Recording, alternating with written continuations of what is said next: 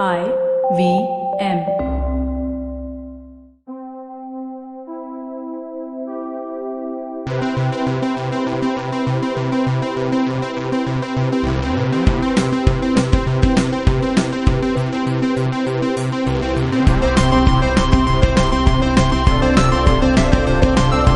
Hey everybody, welcome to the Geek Fruit Podcast. Today we have with us the man who puts the jugs on the table. It's Jishnu Guha. Say hi, Jishnu. Is that about my breastises? No, I mean, it's just about your name. Jesus, how rude. Okay. And we have the man who puts the uke in. You can't really do that. It's Kunal Rao. Best intro ever, dude. Best. Just I get a ukulele for yeah. one day and people start making fun of me. What the Yes, hell, man? this is a reference to the fact that you because you recently bought a specifically- ukulele. And you Yes, asked I bought us it specifically, do I buy a guitar or ukulele? And I think we all said, buy a guitar. Actually, no, Everyone I bought said a ukulele. guitar. Didn't I say ukulele, Kunal?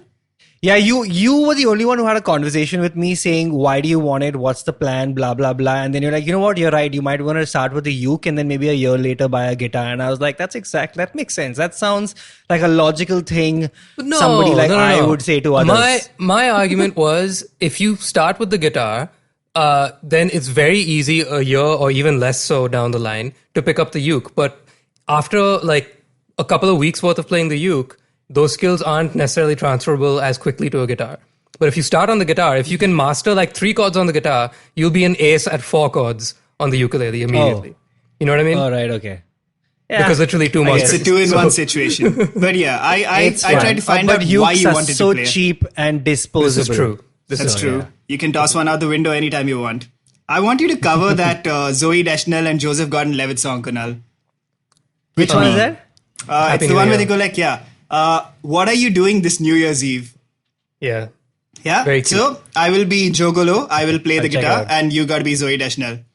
We will eventually. Not right now, right? Because Hopefully not. And we'll do it around New Year's Eve, right on time. Anyway, so that's we easy. I have began 6 months. with what I was going for with my intro. It occurred to me just before we started this call, was that I should do panel show style intros for you guys. And right after those, we went into random banter, which again is a hallmark of a panel show, because this episode we are talking, guys, about panel shows. Hold for applause. Okay, so let me set the table. Jugs is already on the table, but let me set the table by explaining for the uninitiated what a panel show is.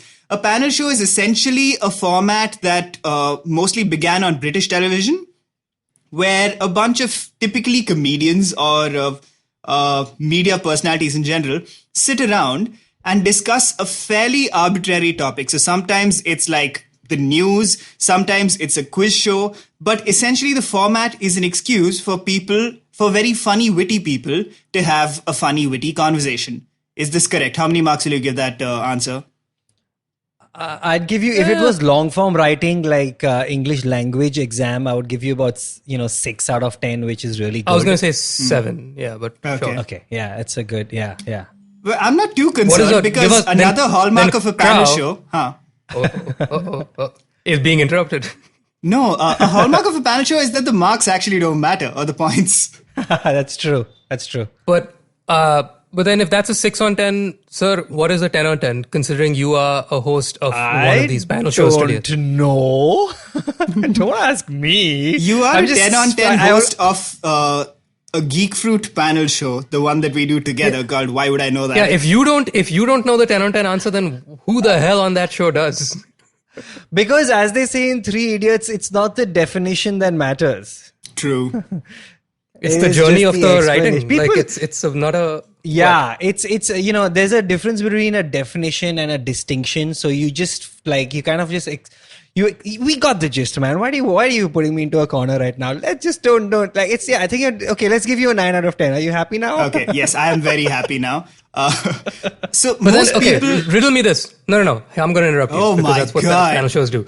What is the difference then between how a panel show functions and what late night talk shows have become in the last, say, 7-8 years? I was where in just which gonna they get inherently...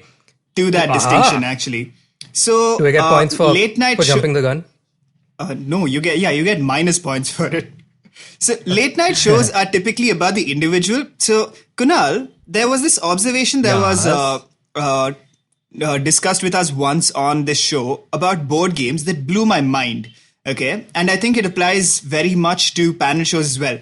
So British board games or European board games and American board games have a fundamental difference typically, which is that European board games tend to be cooperative. So it's like 4 people playing against the game. Okay. Okay.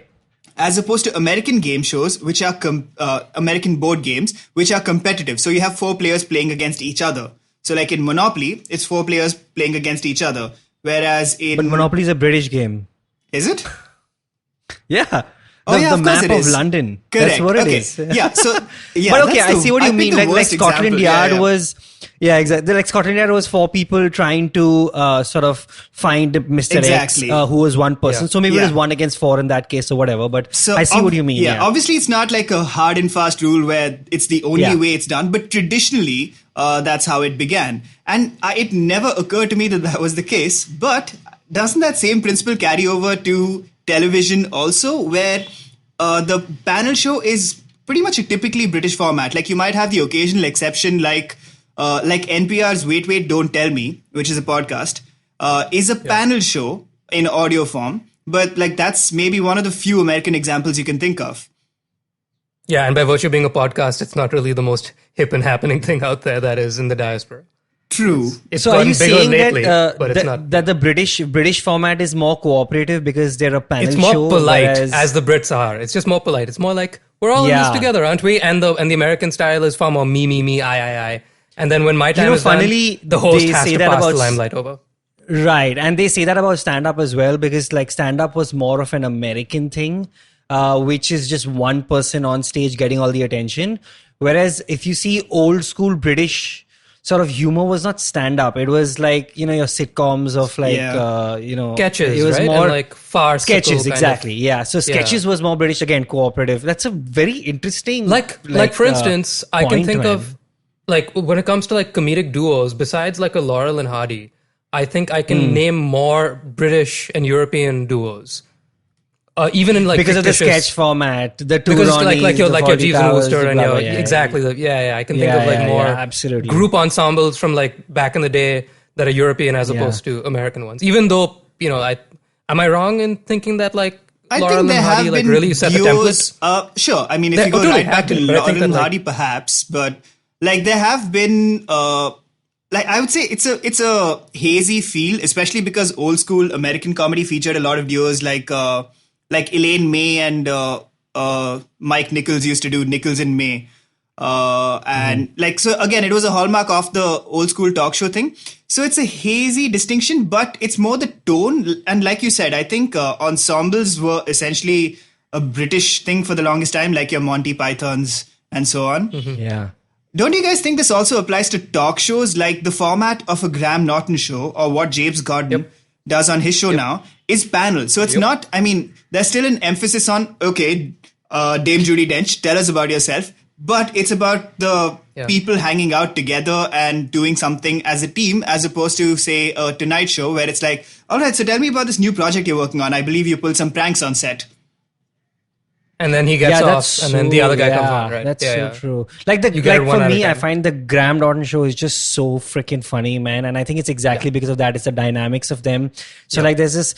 I love watching compilation clips because there are these clips of best imitations on the Graham Norton show in the last season, blah blah blah. And it's just like everybody's riffing off each other, and you've usually got one comic on the couch, and it's just so much more interesting. Funnily, I think in the middle, Letterman and Jay Leno tried to do that, which is that they would have a guest come on, they talk for like 5 minutes. Then after the break, the second guest comes on, and the first guest just moves to the other side of the couch. But they just, if you see the camera frame, They don't it's say not anything. on Yeah, that they person. ignore them. Yeah, Yeah, they just yeah. sit there quietly. It's terrible. Dick Cavett That's did that weird. too a little bit, a couple of times. Yeah. Yeah. Yeah, I don't know. Yeah, you're right. It could be a cultural thing. Like if you see for us, our comedy is also very like imitation based, and it's sort of, as they say, punching upwards. We like to do jokes about like Bollywood stars and blah, do all the mimicry and all that stuff. And it's just a cultural thing, man. Yeah, I think you're right. So, okay, so we've nailed some cultural insights, which is that the British are typically more cooperative except when they're Now, colonizing let's countries. not talk about... Yeah, Yes, exactly. I mean, they were pretty cooperative with us as well. yeah. They came in, they said, Let's not wait get a ahead of second, themselves. you guys have saffron here? Cool, we're coming in. All right, let's Although, do this. let's not get too caught up on the panel because, sorry, on the definition, because I think, these are definitions are just something that are created to help us understand it. It's not necessarily like, Absolutely. oh, but why is it not, Yeah. it's a panel show. You have to call it a panel show and nothing else. I mean, have you seen Neil Patrick Harris's show that he did? He had one season of it. It was just pure chaos. I had no What was it idea called? what to call it. Was it, I can't even remember, honestly. I really like NPH. So I'm How I Met surprised Your haven't heard Panel? about this. I don't know. It was something really bizarre. It was like the best, world's greatest ever show ever or something. Some bizarre name was like it that. the one where he brought on like odd talents and then they discussed them or something Yeah. like that? He had a talent thing. Then he had an audience interaction which was planned 4 weeks in advance. Is this, so they is went this to like that- something to do with like his magic side of things? He Like, did was this magic playing- also. He playing did to that? singing and dancing and performing. It was very weird. And my problem was exactly that. I didn't know what category to put it into. Is it a talk Right. show? Is it a panel show? Is it a Yeah. just a mixture of everything? It was really strange. I don't know what it is. Okay, we'll investigate that. Wow. But let's do this right now. Let's take a break and we'll come back and talk about examples of shows we think fall under the panel show, just like some of our favorites. And we'll find out what Neil Patrick Harris has been up to. I'm just getting him on the phone. Hey everybody, welcome to another amazing week on the IVM Podcast Network. If you aren't following us on social media, please do. We're IVM Podcast on Twitter, Facebook, and Instagram. I would like to thank our sponsors this week, Paytm Money. Guys, it's been a really, really cool week. We've had a ton of interesting stuff come out. We had an episode with Kunal Shah on Cyrus Says. We've had really stellar episodes on Pesa Vesa, Advertising is Dead, Filter Coffee Podcast, on Empowering Series, all over the place. Definitely do check it out. I'm sure you'll enjoy what's been going on this week. And with that, let's just continue on with your show. And we're back. We're discussing panel shows. Why don't we begin with this? Kunal, tell me about one of your favorite examples of the genre. Panel shows, Wilty, man, Would I Lie to You is by far one of the most entertaining shows I've seen in my life. They have consistently delivered. Having said that, it is just because I think they got a good dynamic between David Mitchell and Lee Mack, so it's just really solid. But also I was discussing this with Saurabh Pant the other day, and I was like, why is this show so interesting? Why is it so funny, apart from obviously really good jokes? But the whole premise is that I'm going to tell you a mini story or an anecdote, and you have to guess whether it's a lie or a truth. And you can ask me a few questions, right? And the whole thing is that there's so much tension created around that story, and you're also kind of looking for signs in his body language and his eye contact and what he's saying, and you're challenging his thought process. There's so much tension that the slightest relief is just hilarious, So I really like that format, and they played around with it. It's fun, man. It's a fun, it's really fun show. How long is that show again? It's 40, 30 45 minutes, minutes? Yes, yeah. 40, right? Okay. Yeah, Now, maybe 40 minutes, yeah. In the last couple of years, Fallon has been doing a 60 to 90 second version of that, right? Yeah. Have you seen his? I forget what's like Two Truths and a Lie kind of a thing. It's called like or True whatever it is. Confessions or something like that. Yeah, there you go. True Confessions. So, Right. What do you think of when people like Fallon and in this, let's be real, mainly just late night shows these days, take like the tiniest little bit of an essence from different types of panel shows and try to inject it into a talk show? Do you think that like convolutes things and makes it too much, like in too little time, or is it, or do you like the fact that, do you think it's working because you allow it the time to breathe in 45 minutes? Well, and it needs that. okay. You're talking about the length of it. Well, there's two ways to go, man. I think Jimmy Fallon is doing it short and and tight because that bite-sized content really works for the internet. And Fallon is more of a new age kind of guy, and he's more concerned with. I'm assuming. Understands the value of the internet as compared to television, right? So probably creating those 3-4 minute clips. Whereas the British, a longer format of like say 45 minutes or whatever, also like we talked about, requires cooperation, and you need that consistency across to keep the attention of the audience. So the British probably have mastered it and the Americans haven't. Maybe that's why.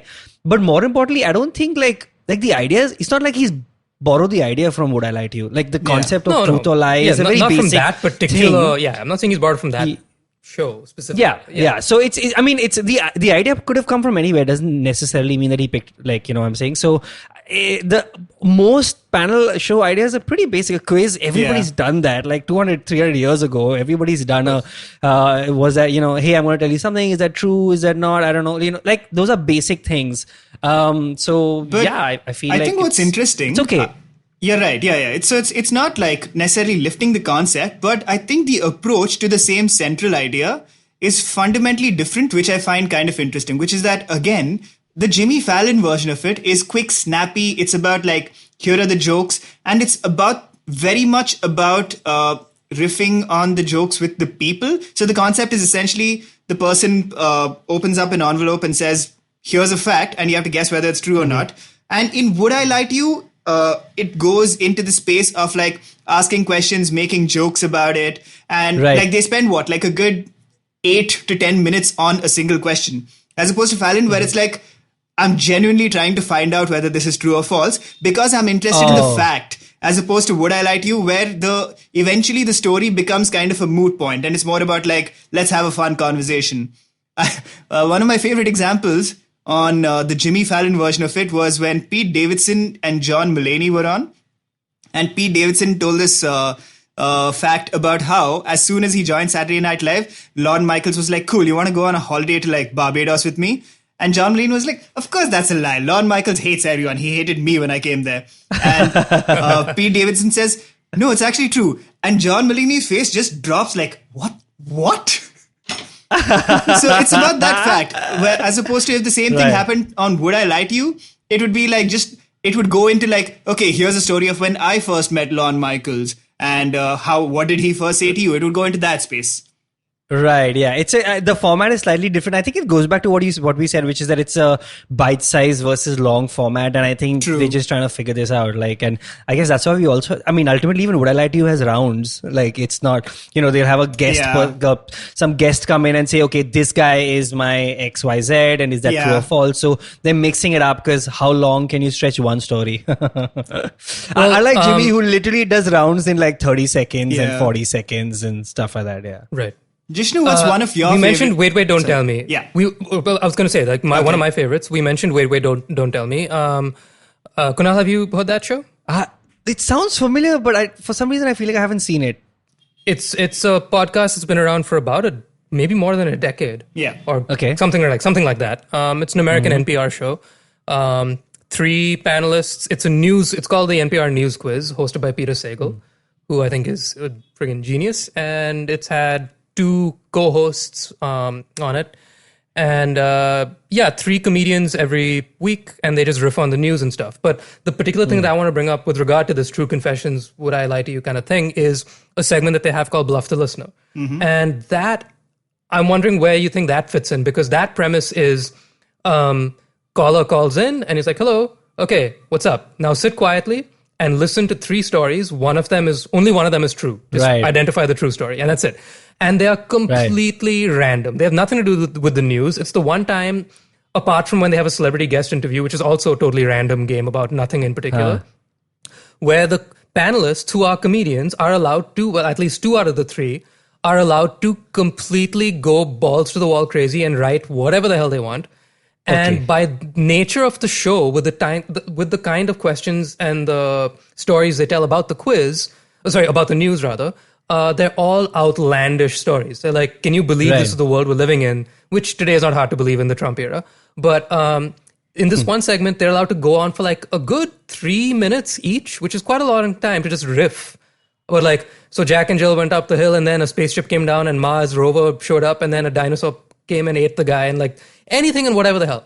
And somehow the third one, which is true, is equally balls to the wall. Bizarre. So, where do you think that fits in? Because that is just one person going on a rant, and then the listener just doesn't get to ask questions, but just has to like sit and deal with, I just heard 3 whacked out stories.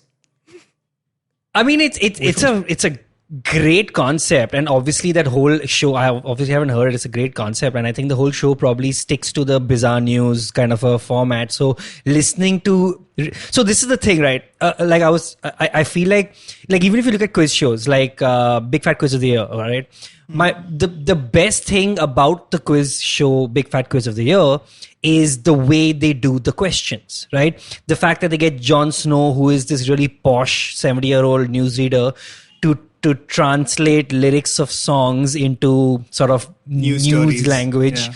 And just you have to guess the song from, it's that's interesting. The question itself is interesting. And I think that's what they probably did with this, which is that the fact that you're giving the opportunity to two comedians to just make up any shit story that they want, that it just becomes fun. And I think a lot of this stuff is really you're sort of leaning in, and you're listening, and you're interested because you're curious about what's the story, and that's what holds the audience attention. It's not even like it's not even about the truth or the lies, right? It's about just how do you reel them in, and it's that like I said, the tension that they've created. What a great concept! And I mean, I'm just amazed that people come up with fantastic like ideas like that. I think it's great. Agreed. Okay, let's do this again. We will take a break. We'll come back and I'll talk about one of my quintessential examples of a panel show. That's a hint. And maybe we'll discuss some of the more bizarre concepts that have been around as well. Right after this break. Beta, did you know 79% of all scientists in NASA are Indian only? देखो, India में tax सिर्फ middle class भरती है. Everyone is just enjoying free यार. आजकल के youngsters are only interested in partying and enjoying. उनको देश की पड़ी ही नहीं है. बेटा तुम बस शादी कर लो, उसके बाद तो you can enjoy life like anything. I will tell you what this country needs. This country needs 15 years of dictatorship. That is the only way to become a superpower. See the Chinese, how much they've progressed. सुनो, तुमने ये WhatsApp forward देखा? So what's common between all of these statements? They're all absolutely rubbish. Fake WhatsApp forwards that spread like wildfire. And statements that defy any logic. We are here to debunk them all. Way of family WhatsApp groups, worst nightmare. Where what happens when you read a book. Basically, we're just a bunch of guys who want to cut through the bullshit of everyone saying this, how it won't be true. So that the next time someone confidently squeezes out some WhatsApp or Twitter BS, you can look them dead in the eye and go, Uncle, please sit. So join me, Joel. And me, Tushar. Every Mondays for a fresh new episode of Uncle, Please Sit. Welcome back. We are discussing panel shows. So I wanted to bring up what I think is almost the perfect example of a classic British panel show, which is QI. Have you guys watched much of it? Ooh. I haven't seen much, a but bit. I've seen a little bit, yeah. So QI is a very long-running panel show, essentially, where the concept is it's loosely structured as a quiz. QI stands for quite interesting. Because the premise is that the host will ask a question, not in like a, all right, give me the answer for 20 points kind of way, but more in like a, do you think you know about this? And then everyone will kind of venture a guess, and you're given points not for getting the right answer necessarily, but for bringing up an interesting fact. For example, once when Daniel Radcliffe was on, and they discussed some sort of ancient runes or something, he came in with like, well, actually, when I was doing some research for one of my movies, I found out these facts about it. And they were like, well, that's amazing. So notionally, they're given points for that. But essentially, it's basically about discussing interesting facts with jokes peppered in. And there's a very calm energy to the show where it's unlike a lot of panel shows, there isn't this need to like, all right, someone has riffed, so I better jump in and do like my own riffs. It's very laid back. The emphasis isn't on comedy. It's more like just very funny people having an interesting conversation as opposed to being funny, which I really like. It used to be hosted by Stephen Fry for like ages. Which is the only reason I watched it. Because it was Wait, he's out now? Like, yeah, now it's hosted by Sandy Tosquig, who is also a legend and a treasure. She's incredible. So yeah, don't knock it because Stephen isn't I host haven't anymore. seen. I haven't seen it since. But then again, I haven't. No, I agree, and I think they're also in that show. They got the combination of people right, which is they only have one comic on the panel. There's just Alan Davies and nobody else. The rest are the rotating. recurring right? one, yes. Yes, so the recurring one is just Alan. So he's the only really like comic. Even Stephen Fry is kind of like slowed down on his comedy, and he's just become this nerdy old man, which is amazing. I love him. But that balance comes because of that, because it's okay. The focus is clearly just interesting stuff. Yeah, but they cover some really random topics, man. Absolutely, which is kind of the fun of it, right? Like the spin-off podcast from QI is called No Such Thing as a Fish. And that name comes from one of the famous segments on that show, which is when Stephen Fry talks about this man who spent his entire life researching aquatic life and fish. And eventually he came to the conclusion, no, there's no such thing as a fish. Which basically means... What does that even... What? So what he meant was, like after spending so much time deeply studying aquatic life, he was like, a fish is the most arbitrary classification we can come up for a species. It's not like you say, well, here are bears, and there are very specific things that cover the family of bears, and then you have different species of bears. Fish are so diverse that it's like saying, well, everything above land is a certain name. You know, it just doesn't make sense. So, and like, that's the most, you don't even think about that necessarily. But I love that. Right? And so that became the basis that's like for the extraterrestrial. podcast. Yeah, exactly. It's like, that's racist. Like, you're saying every alien is just the same or what? What's wrong?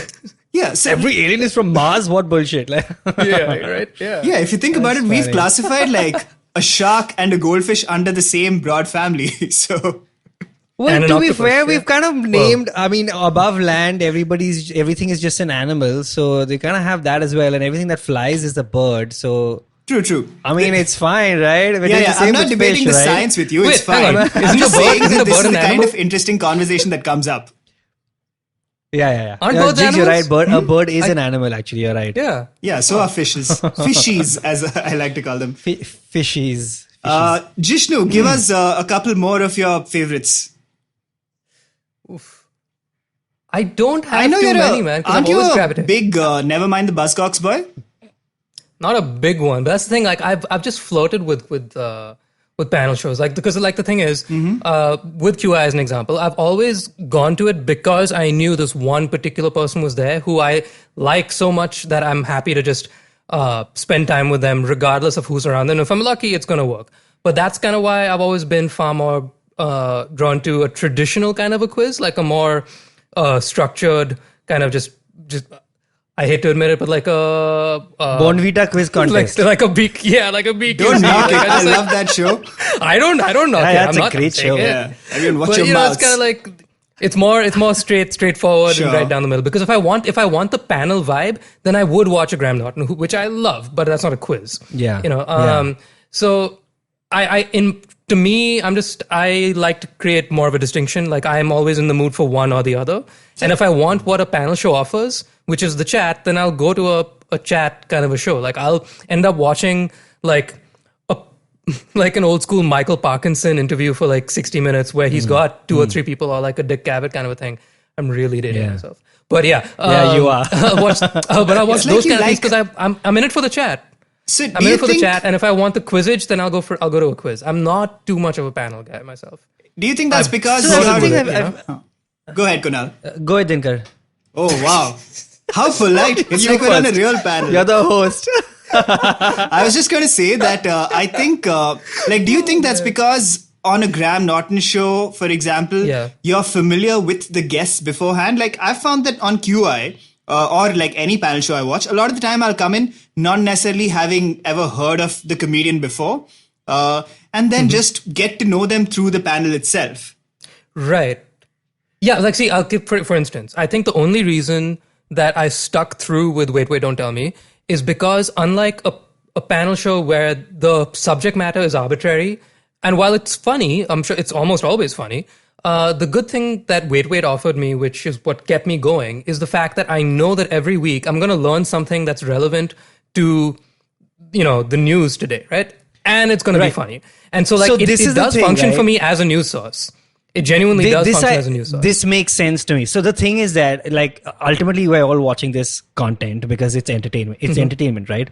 But entertainment itself is so wide, right? There's I just want to go for a laugh. I want to see something interesting. I want to learn something. I want to watch something to get my mind off what I'm living through right now. And I feel like it depends on where you are on that spectrum. Like sometimes if I really just want to learn something new, then I'm going to watch the news, or I'm going to watch a quiz show specifically that doesn't have comedians. But if I want to also just sit back and relax a little bit, I'll watch a panel show that has a little bit of entertainment. And and sometimes I just want to know something about a movie that's releasing, and I want to say, oh wait, let me go and see Tom Cruise's interview on Graham Norton or blah blah blah. Yeah. So I'll do that. So it just because entertainment is so wide, there's just this, and it depends on that day, man. Like today, I was like, I don't think I'm gonna. Today, I'm really feeling like I want to watch something really heavy and interesting. F it, let's watch QI. You know, it's kind of that, right? Because it's a lot of like nerdy information, and you just want to do that on that particular day. So I think it's just that, man. But like nicely spaced out. Like another thing I enjoy about QI is that the conversation is so laid back.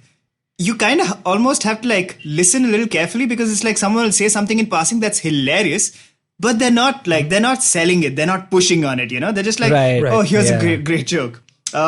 Kunal, I almost feel like they should do a little bit of an edit on QI sometimes to like cut down the spaces in between.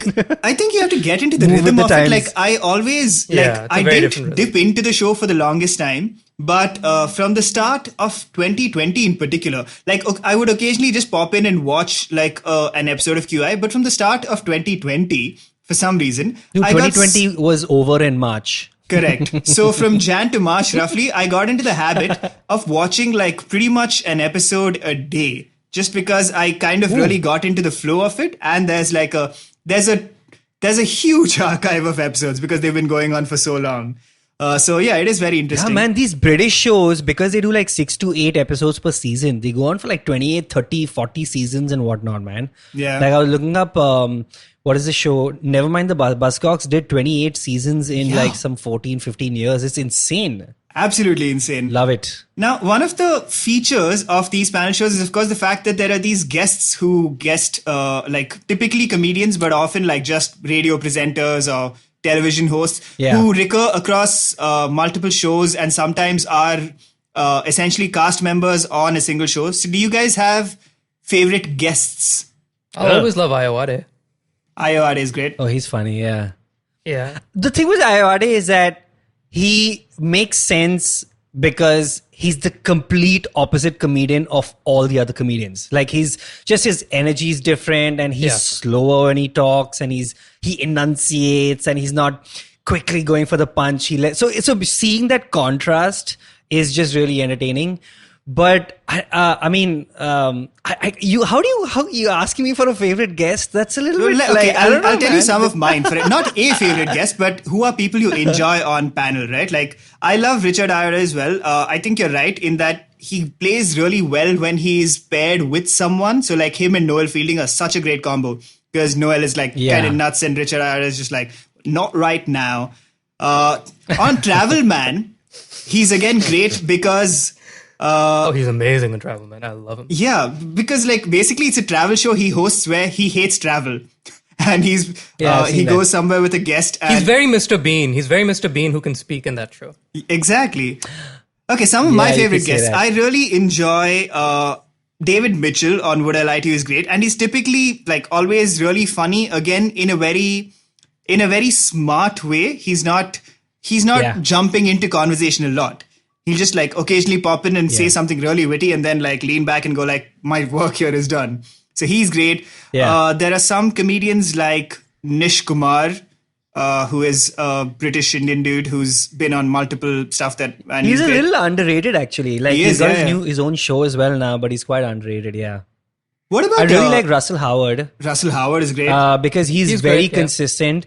And let's not forget a classic Frankie Boyle, who is just so like impolite. Yeah, it's hilarious. It is just so funny. Frankie Boyle on like his Mock the Week, was it? Have I Got News for You? He's consistently given completely out of the box shit. It's really fun. Yeah, I mean it's hard to pick. There's so many. And isn't it kind of crazy how many there are? Like Bill Bailey or like Catherine Ryan. There's just like it's like there's every Catherine time a new Ryan's person really pops good. up, I'm like, where were these people? And then you like look them up, and it's like, oh, she's a very famous television presenter. I'm like, are there just so many nice, funny, witty people in the UK? Dude, has Graham Norton ever been on panels? Oh, I'm sorry. Yeah, he's been on QI multiple times. Has he? Okay, Oh, he I has? haven't seen Okay, those. yeah. I'd love to see, because I really enjoy seeing hosts on the other side of the couch. Like Jimmy Carr is on panel a lot, and he's great. Yeah, he's great. Yeah. Stephen Yeah, Fry's Jimmy Carr's on a been- lot. Like, so here's one thing that I realized about these panel shows. There's I actually kind of put them into two categories. Like, there's the stuff that is very specifically topic driven. So there's a news comedy, there's a news panel show, this is a quiz show, this is a whatever, a music quiz show, a general quiz show, etc. And then you've got stuff like 8 out of 10, not 8 out of 10, you've got Countdown, you've got and 8 out of 10. Would There's I Lie to You, also which 8 out are of 10 basically cats. which are basically stuff about, these are panel shows about just themselves. Like Would I Lie to You is actually them telling truths about themselves, or it's the same with Countdown. They're just solving anagrams and solving math problems, and it's just them being funny on an everyday basis.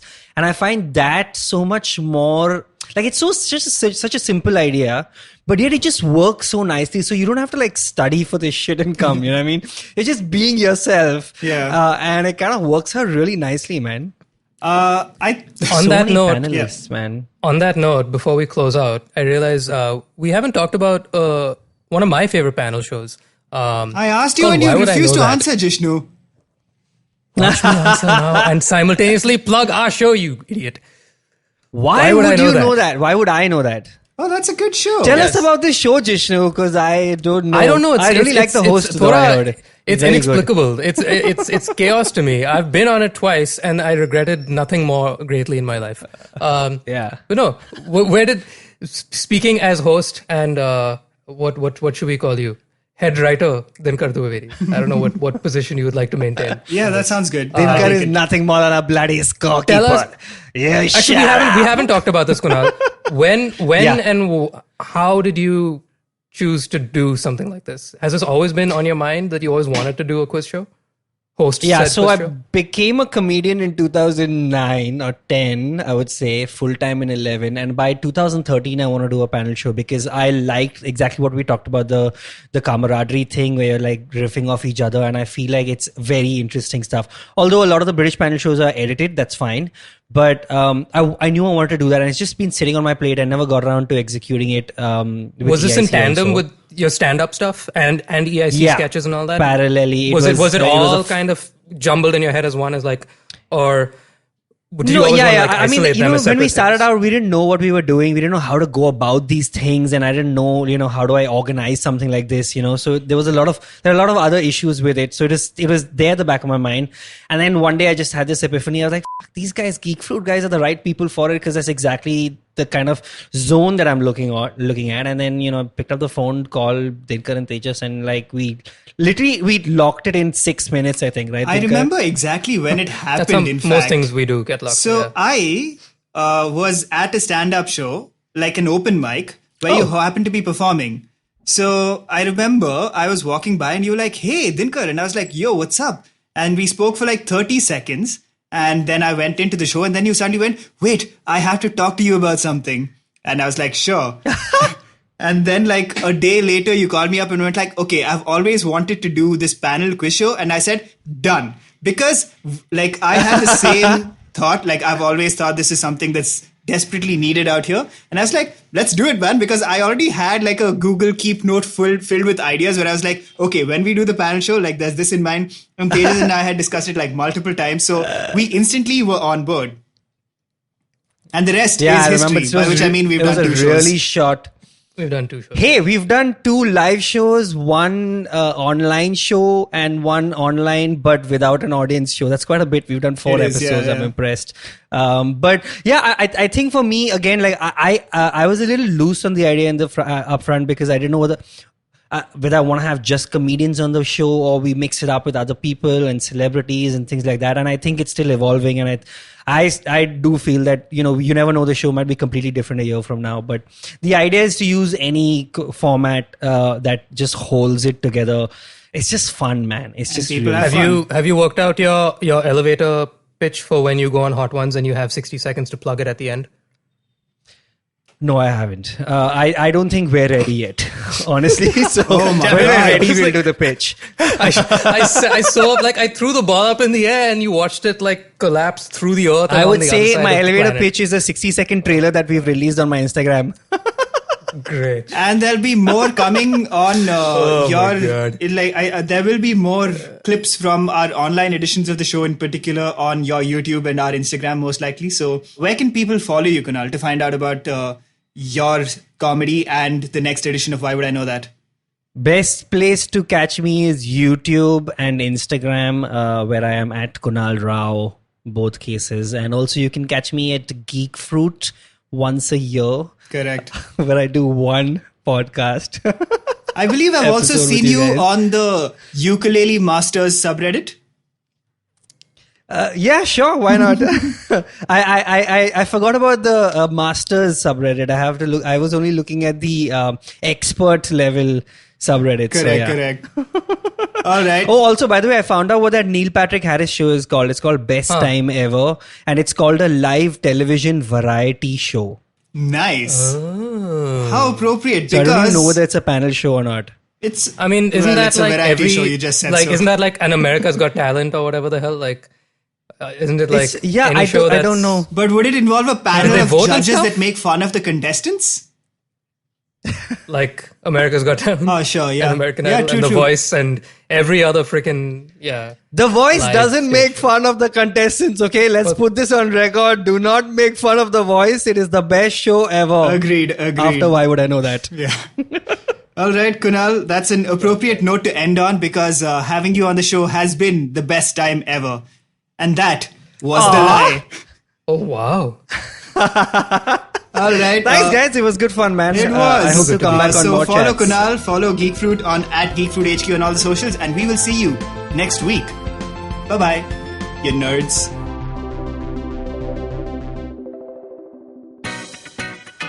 Hi guys, this is Ayushi. And I am Ritasha. And welcome to Agla Station Adulthood. It's a fun podcast we've got going on, and we'd love for you to tune in and enjoy with us. Join us as we stop at various stations and discuss different topics that seem to be bothering us and hopefully Dating, you as well. relationships, beauty, just being an adult, lots of different things. We don't have a great grip on it, but we've done okay so far. Catch Agla Station Adulthood every Thursday on the IVM app, the IVM website, or wherever else you get your podcasts. Hi, I'm Satyajit. Hi, I'm Racheta. We are from the Open Library Project and we host a podcast called Paperback. Paperback is a podcast where we engage with stalwarts and experts from various industries, suggesting non-fiction titles that contributed to their journey in a big way. We've had guests like Anjali Rana, Dr. Marcus Rani, Dr. Swati Lodha, Ambi Parmeswaran, Apurva Damani, and many more on our show Paperback. Find new episodes every Wednesday on IVM Podcast app, website, or wherever you listen to podcasts.